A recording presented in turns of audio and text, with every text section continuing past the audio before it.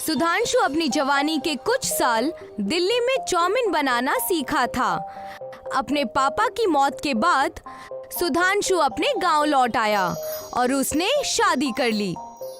सुनिए जी, खेती बाड़ी में अब कुछ नहीं रखा है, आप खेत बेच दीजिए और उस पूंजी से गांव में अपना कारोबार शुरू कीजिए। मगर ऐसा कौन सा कारोबार है जो गांव में चल जाए? हमारे गांव में बच्चों की संख्या बहुत ज्यादा है। अब दिल्ली में फास्ट फूड बनाने का काम कर चुके हैं। आजकल के बच्चों को चाउमीन खाना बहुत पसंद है। अब गांव में चाउमीन बेचना शुरू कर दीजिए। सुधांशु ने एक दुकान किराए पर ली। शाम होते ही सुधांशु की दुकान पर भीड़ लग जाती। रात में सुधांशु पैसों से जेब भर कर घर लौटता। सुनिए जी, हमारे पास काफी पैसे इकट्ठे हो गए हैं, अब हमें बड़ा मकान खरीद लेना चाहिए। नहीं अनुराधा, इंसान को अपनी जरूरतें कम से कम रखनी चाहिए। पता नहीं कब कौन सी मुसीबत आ जाए, तब बचे हुए पैसे ही काम आते हैं। अच्छा ठीक है, ये पैसे खर्च मत कीजिए, लेकिन बैंक में तो जमा कर दीजिए। बैंक में ना तो मेरे पापा ने कभी पैसे रखे और ना ही मैं रखूंगा। और फिर किसी को क्या पता कि हम अपने पैसे घर में ही रखते हैं। गांव वालों को तो यही लगता है ना कि सबके पैसे बैंक में ही जमा है, इसीलिए फिक्र करने की जरूरत नहीं है। सुधांशु के गांव का प्रधान भानु प्रताप सिंह था। प्रधान का एक दूर का भतीजा संजय मुंबई में एक बहुत बड़ी फूड चेन कंपनी का मालिक था। एक दिन संजय प्रधान से मिलने आया। आओ आओ संजय, बहुत दिनों के बाद आए।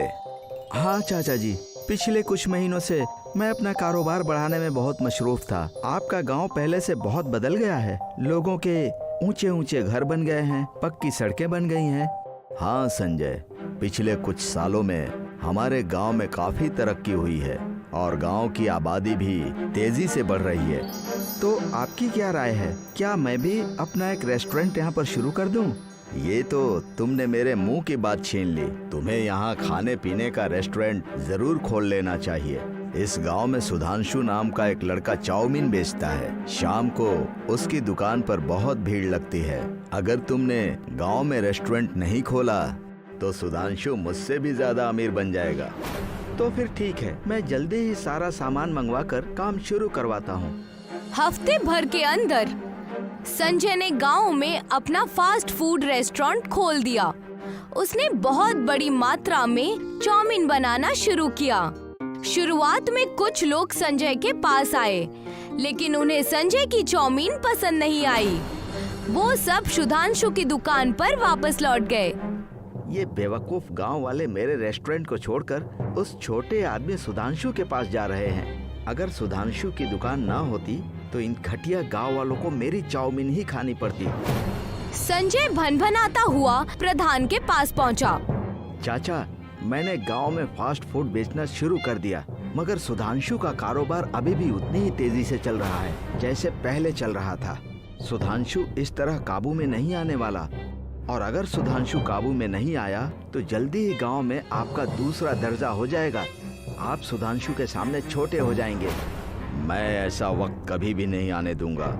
मैं सुधांशु को अपने आगे घुटने टेकने पर मजबूर कर दूंगा। मेरे पास एक तरकीब है। कैसी तरकीब चाचा जी? मैं सुधांशु के वालिद को जानता था। एक बार उन्होंने मुझे बताया था कि वो अपने पैसे बैंक में जमा नहीं करते, बल्कि घर पर ही रखते हैं। जरूर सुधांशु की भी यही आदत होगी। प्रधान ने एक रात अपने कुछ नकाबपोश आदमियों को सुधांशु के घर पर भेजकर उसके सारे पैसे चोरी करवा दिए। सुबह उठकर सुधांशु ने अपनी बीवी से कहा, अटैची में से 500 रुपए निकाल दो, मैं नूडल्स लेने जा रहा हूँ। अनुराधा अटैची से रुपए निकालने पहुंची तो उसने देखा कि पूरी अटैची खाली है। हाय राम, सारे पैसे गायब हैं। लगता है हमारे घर में चोरी हो गई है। बेचारे सुधांशु और उसकी बीवी रोते हुए प्रधान के पास पहुँचे। चौधरी साहब, हमारे घर पर चोरी हो गई है, मेहरबानी करके चोरों का पता लगवाइए। चाउमीन नूडल्स बेचकर इतना कमा रहे हो तो थोड़ा बहुत चोरों को भी तो मुनाफा होने दो। ये आप कैसी बात कर रहे हैं चौधरी साहब? आपका काम गांव में कायदे कानून को दुरुस्त रखना है, ना कि इस तरह की उल्टी सीधी बातें करना। तुम मुझे मेरा काम मत सिखाओ। जरा पैसे क्या कमा लिए बहुत नेता बन रहे हो। निकल जाओ यहाँ से, वरना मेरे आदमियों से कहकर बाहर फेंकवा दूंगा। सुधांशु और उसकी बीवी निराश होकर अपने घर लौट आए। अब हमारा क्या होगा? फिक्र मत करो, हम अपना घर बेच देंगे और उसी पैसे के जरिए दोबारा हम अपना कारोबार शुरू करेंगे। सुधांशु ने अपने घर की दीवार पर एक पोस्टर लगा दिया जिस पर लिखा था ये घर बिकाऊ है, और साथ में सुधांशु का मोबाइल नंबर भी पड़ा था। पोस्टर लगाकर सुधांशु अपनी बीवी के साथ कुछ दिनों के लिए अपने ससुराल चला गया। जब संजय ने देखा कि सुधांशु अपना घर बेच रहा है तो वो प्रधान के घर पहुंचा। चौधरी साहब, लगता है सुधांशु अपना घर बेचकर उसी पूंजी से कारोबार दोबारा शुरू करना चाहता है। अभी मुसीबत जड़ से खत्म नहीं हुई है, तो इस बार मुसीबत को जड़ से ही खत्म कर देते हैं। प्रधान ने एक बुलडोजर मंगाया और सुधांशु का घर गिरवा दिया। कुछ दिनों बाद सुधांशु वापस गांव लौटा तो उसने देखा कि उसका घर गिर चुका है। सुधांशु ने गांव वालों से पता किया कि उसका घर किसने गिराया है, तो गांव वालों ने बताया कि प्रधान ने उसका घर गिरवाया है। सुधांशु प्रधान के घर पहुंचकर बोला, चौधरी साहब, आपने मेरा घर क्यों गिराया?